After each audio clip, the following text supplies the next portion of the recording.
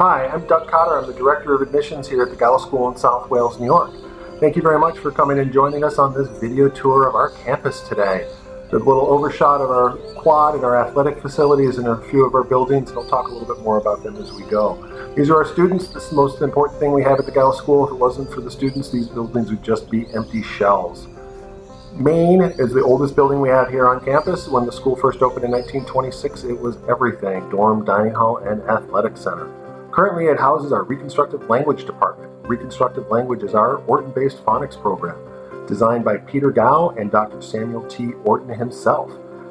It is to improve students' decoding and phonological processing skills. Small group instruction, no more than 6 students per class, grouped by individual grouping by academic ability. Students take Reconstructive Language whether they're with us for 1 year or for 7 years. Slide on over to Horton Hall, named after the noted neurologist, Dr. Samuel T. Horton. Main academic building on campus, has classrooms, also has our study hall for evening and daytime study hall. Classrooms are small, no more than 6 students per class. Our teachers provide direct instruction and technical teaching to our students. In study hall, students have at least one academic daytime study hall. We have a half-an-hour period called tutorial at the end of the academic day. And then we have a study hall from 7 to 9 p.m. in the evening, Sunday through Friday night. Study hall is supervised by our faculty, one from each academic discipline. So there is a classroom teacher up there from math or from science or from history or Reconstructive Language. More than likely, it's actually your child's classroom teacher that's going to be helping them with the homework at night. If we want to move on over to the robotics building and take a look at the science building, this is where we have our robotics program over here in ArcStar. We teach robotics to 12th grade students. They learn how to design, fabricate, and assemble a robot. It's a team taught class underneath the instruction of Mr. Pablaki and Mr. Gullo. We actually even also bring in an engineer from one of the local aerospace firms to help the students with their with the project. It's hands-on learning at its finest. The kids have a timeline and have to figure out when they can get their product ready to go to a competition out in Palo Alto every spring. Some of our students are very good with their hands, very good with math and science, but however, some of our students who also have strong visual spatial skills might not perform as well in the science and technology realm, but they will over here in the George Reed Art Center. Here's assembly, which is where Mr. Rogers, the headmaster, meets with the students every day. He has a theme each week where he gives his 30-second commercial on the theme, and then we get to the important stuff. Academics also in this building we have ceramics, we have painting and drawing, there's sculpture, there's videography, music production, song production, instrumental production as well. Some of our students don't do well in the classroom at times, but they really thrive when they get into a performance environment. This is the Donald M. Weston Dining Hall, built in 2009. Dining hall is an important place on campus because it serves 19 meals a week. Meals are all served buffet style, and the kids sit family style. Faculty member has a spot at each table just to make sure the kids are making healthy choices during the meal and that they're actually out of bed and on to breakfast at the appropriate time. In addition to nutrition that we provide there in the dining hall, there's an awful lot of social time that happens at the table. And if you look up at the flags up in the ceiling, those are the countries that are represented on our campus from our students. We have kids from all over the country and all over the world here. Our athletic program is pretty competitive. We compete in both interscholastic and scholastic programs. We compete against local schools in soccer, basketball, wrestling, squash, tennis, golf, and a few others.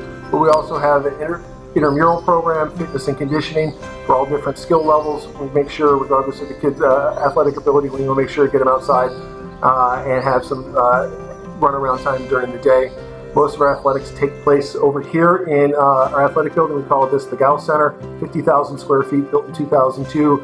Right now you're looking at some kids play squash in their indoor squash courts that we have here on campus. We also have a weight room where the students can improve their strength and conditioning underneath the supervision of the faculty. In addition to that, we also, we have competitions over here, but sometimes we have some fun. This is an assembly from last year where the kids are having a little bit of a free throw competition. Just some of the things we do here to improve camaraderie and teammanship. Regardless of what happens on the scoreboard, kids have an awful lot of fun when they're on the benches and hanging out with their other teammates. We have athletic teams for both boys and girls, all different skill levels. Regardless of your skill level, there's no cut policy at the school. We want to make sure that you're on a team that's appropriate for your needs. This is the library building. It has administrative offices on the first floor and our reading room. And it has college counseling and the history department on the second floor.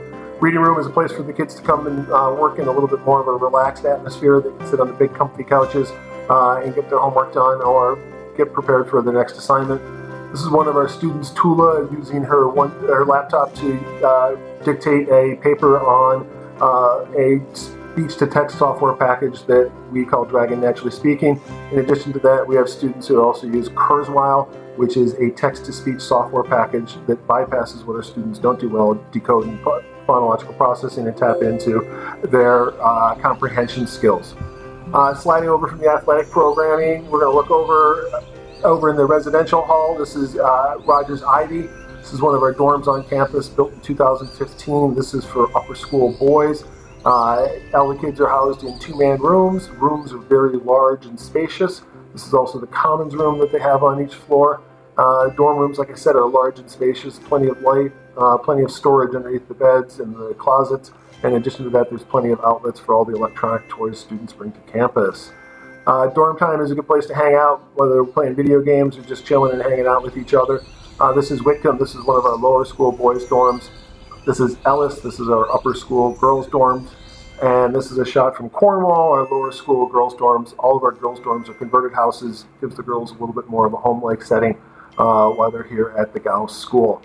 Dorm life for both boys and the girls is an important time for them to relax and just be kids, whether it's changing and getting ready to go to athletics or just spending some time getting caught up on some of their academic work.